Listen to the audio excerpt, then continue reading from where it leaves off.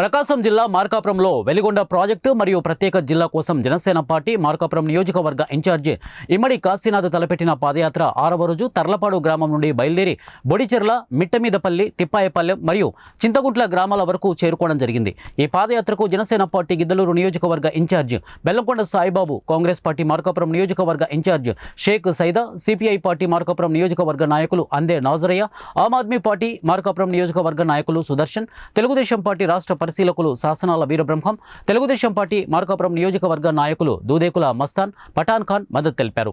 ఈ పాదయాత్రలో జనసేన పార్టీ మరియు తెలుగుదేశం పార్టీ నాయకులు, కార్యకర్తలు, వీర మహిళలు, అభిమానులు పాల్గొనడం జరిగింది।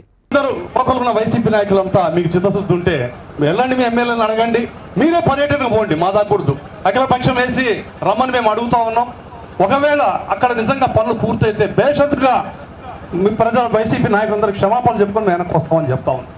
మరి మీరు మీ నాయకులు తీసుకెళ్ళి పరిశీలించండి, నిజంగా టన్నెల్ అయిందా కాలేదా, రేపు బటన్ నొక్కితే నీళ్లు వస్తాయా?